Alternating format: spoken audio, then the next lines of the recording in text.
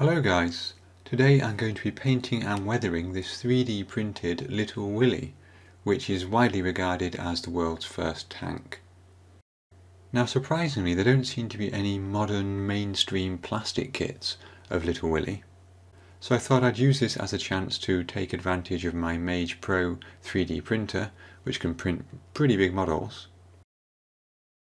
And I found this detailed model of Little Willie with the steering wheels at the back on Quartz 3D.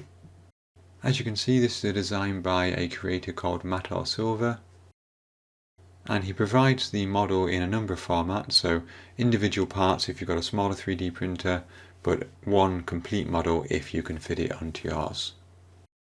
After buying and downloading it, I loaded it into my Chitubox slicer, and it just about fits onto my printer if you angle it at 45 degrees, which is generally considered to be the best way to angle resin 3D prints. Then it was a case of adding supports, and as you can see here, I needed a lot of those. I then set my Mage Pro printer going, and 10.5 hours later, the model popped out. I haven't taken any footage of the printing process or the cleaning up process, but all of the supports you see here had to be removed, and then the print had to be washed in isopropyl alcohol, dried and then cured with UV light. Once that was done, I gave everything a coat of Halford's car primer, and while I was at it I gave it some NATO black pre-shading, and this was the result. So first off, I'm really pleased with the print quality, and I'm slightly surprised, to be honest, it all came out complete in one go with no failures. There are a couple of small issues. One is that I've knocked off the two side lights when I was removing the supports, so I need to print those separately. Secondly, we do have a number of layer lines on the side which I had to file down. I would show you those, but for some reason the footage of that and the filing has magically vanished. Of course, you do have to be careful when you are sanding resin, so I'm using a file here to do that. I'm wearing a mask while I'm doing it, and I've got a wet paper towel down on my desk as well to try and capture any of that dust that falls. As I mentioned earlier, Little Willie is widely regarded as the world's first prototype tank. Little Willie was a modified version of the Lincoln No. 1 machine, which had issues with its tracks, and you can see the difference between the two machines here in this rather handy diagram. Wouldn't it be really cool if somebody made a model, either 3D or a model kit, of the Lincoln No. 1. So here we have a few pictures of the early Lincoln No. 1, in this case covered by tarpaulin to try to keep it secret during testing. You can see the earlier tracks there. And here is Little Willie with the later versions of the tracks during testing. A close-up there of the rear steering wheels, which it was later found were not really needed. Certainly lots of good opportunities here for painting and weathering, and unfortunately one of the things about Little Willie is we don't really know what colour it was painted. In many of these shots it seems to be a basic grey colour. However, maybe it's just a trick of the light, but on some photos like this one, it looks to me like each of those panels is almost in a different colour. Maybe it is just because each one is angled, but they seem a fairly solid colour within the panel, and then as soon as we get to the seam they seem to be a different colour. Another thing I find interesting, and I might add this detail to my model, is that on these shots here we see what look like wooden planks in the gaps there between the tracks. There are a few different photos where we see that.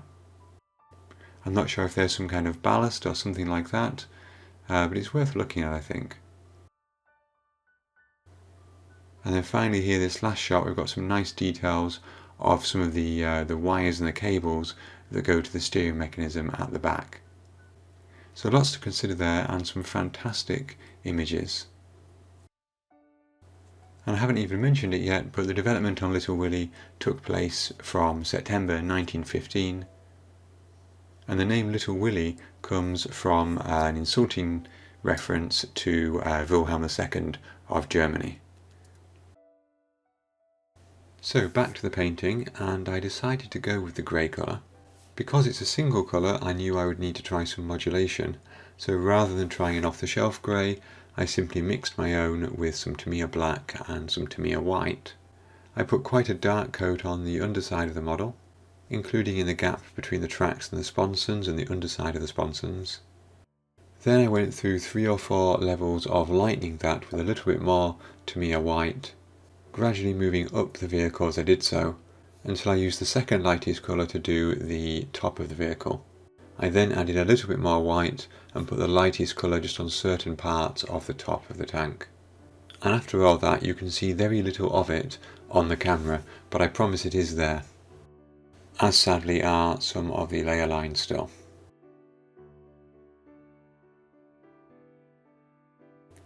One disadvantage of 3D printing models like this in a single piece is that it's harder to do things like paint the tracks. So I had to mask those off, and they were given a coat of Tamiya XF84, which is dark iron, which hopefully gives them something of a contrast to the rest of the vehicle. To try to enhance that even further, I took some metallic paint and dry brushed it over the raised area of the tracks, trying to get both the cleat and those rivets or bolts in each track section. This was also a good chance to paint some of the details like the chain on the steering at the back. One excellent technique for weathering vehicles with a single colour paint finish is an oil paint dot filter.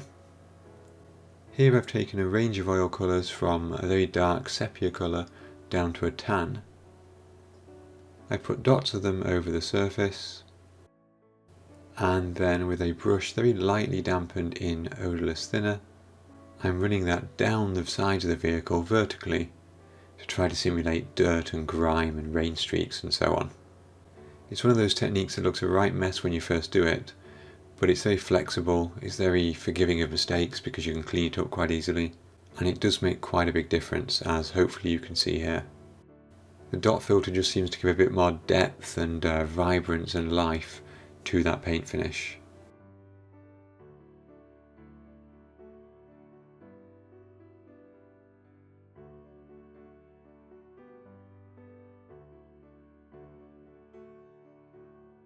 And a great way to illustrate that is to look on the side I've done and compare that with the side that I haven't done yet.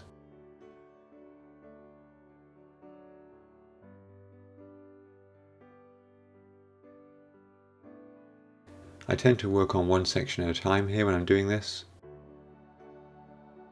and that way if I find there's a colour that I don't particularly like the tan didn't work too well on the initial section, I can include less of that on future sections. The technique is very similar for the top of the vehicle, except that this time I'm using more of a stippling motion rather than a streaking motion, because the top is flat. But I am also aware that the grime would probably accumulate in the creases and the joins and so on, so I'm trying to stipple towards those.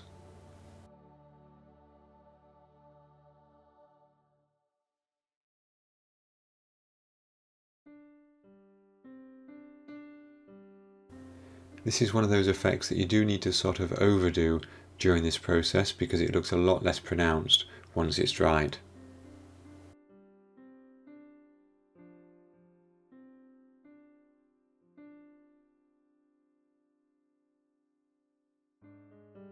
I did also use a thinned down sepia oil paint to do a panel line pin wash. I decided against doing every single one of the rivets there because I thought it would look a bit artificial and because they're not really sharp enough to take that wash very well. However, I did concentrate quite a lot of wash on the gear around the tracks, where there's some reasonably sized detail that will take it well.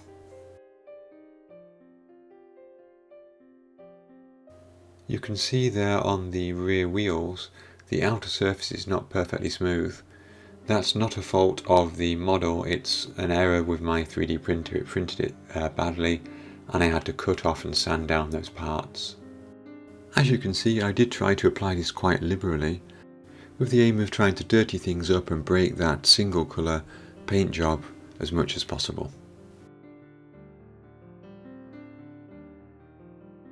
Now, while I was looking through some reference photos of the Little Willie, I saw these ones here, where there seemed to be wooden planks in the sponson spaces.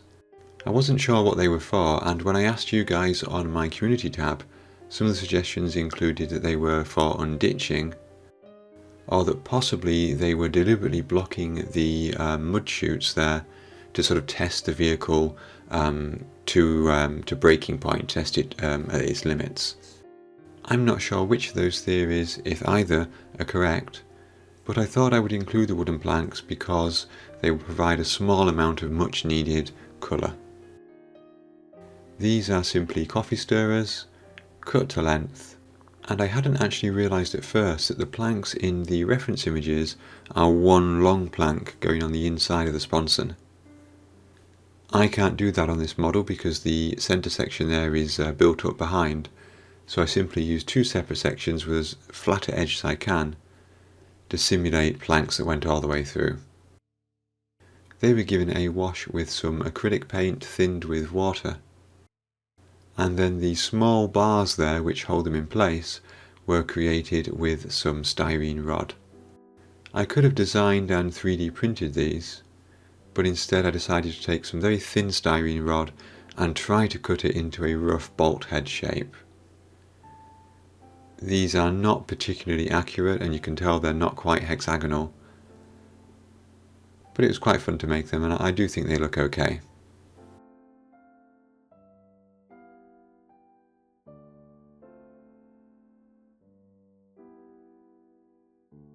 They were then painted in a similar grey colour to the rest of the model and added.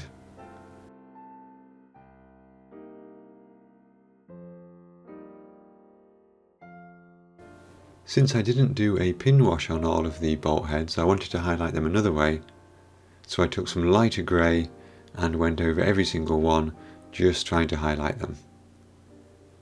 This is one of those jobs where when you do it, it does feel a little bit like it's going to look a bit crazy and it's really going to stand out too much.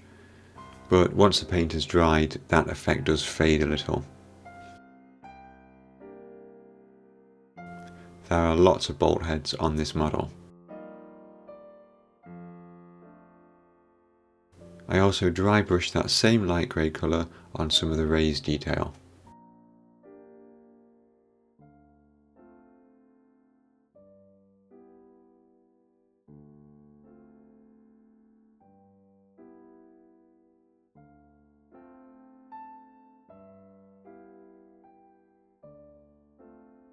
The next step was adding some mud effects, and I used these reference photos here as a, reference. I've also got my quite handy weathering reference sheet where I've taken several of my enamel weather effects and put them down so I can very quickly see what they dry like.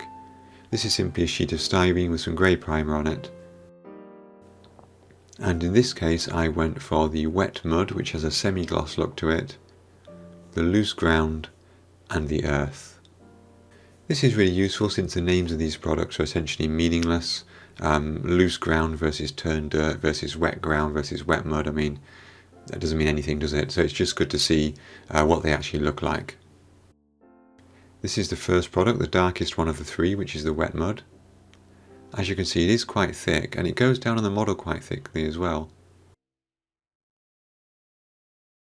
I didn't want to absolutely lather this on, but I did want a reasonable amount. And then I took a flat brush with some odourless thinner and tried to feather the edges of those mud effects. I tend to work on one spot at a time, so I did the tracks and the sponsons on this side first. And among other things, that means I can hold the model here without being worried about putting my fingers in wet effects on the other side of the model.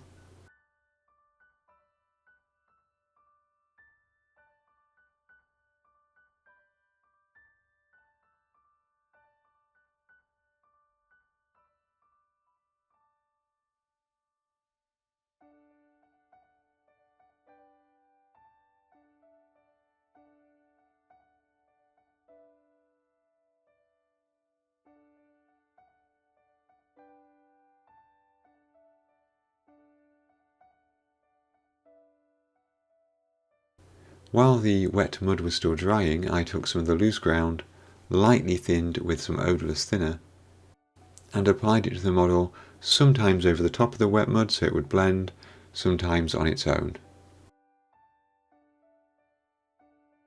And again I tried to get some streaking effects there, particularly around some of the details.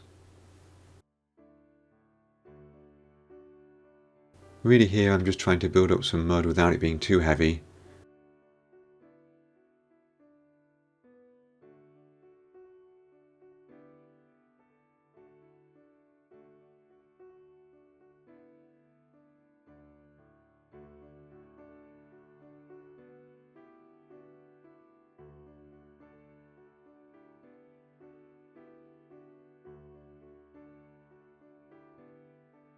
I did a similar thing on the tracks with some patches of wet mud and some patches of loose ground.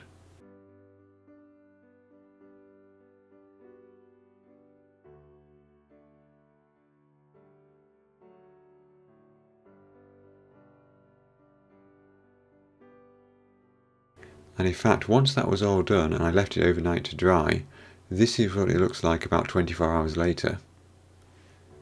And as you can see, those effects have really faded in their significance there. In particular, the wet mud has almost disappeared. It's dark in the paint, which is perfect, but there's no big build-ups of wet mud. This is perhaps slightly lighter than I would have wanted it, but I do think it is quite a lot lighter than it first looked when I put it on the model. And I think that's something to always bear in mind when you're doing these effects. Next up I took the final colour, which is the earth.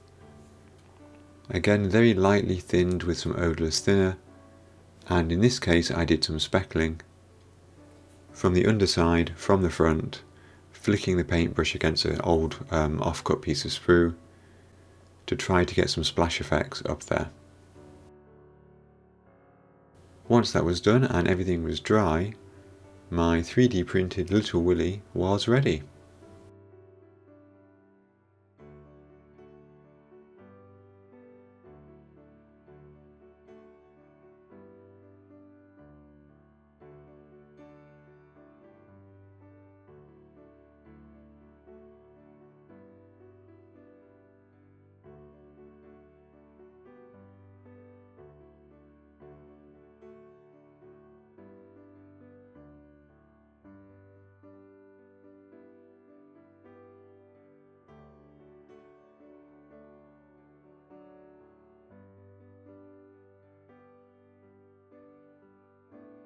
And there we go guys, that was my 3D printed 1/35th scale Little Willie, the world's first tank.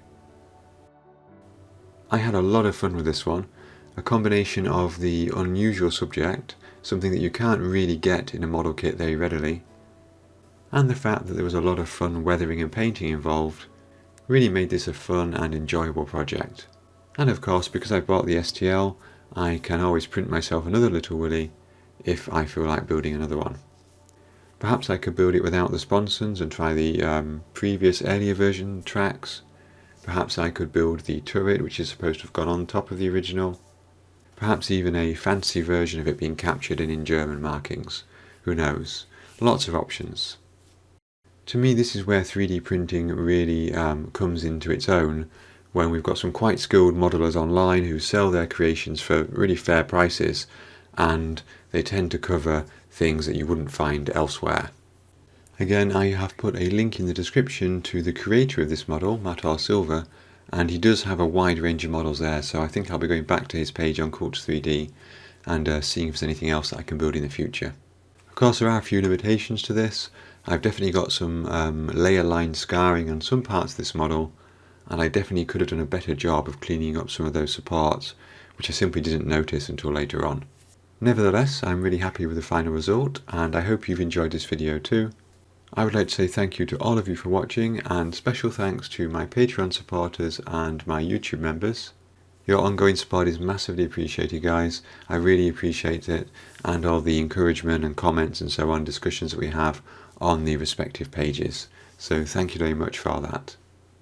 I've got a few projects that are almost finished, so I'm not quite sure what I'll have for my video for you next week. But until then, thank you again for watching, and have fun modelling.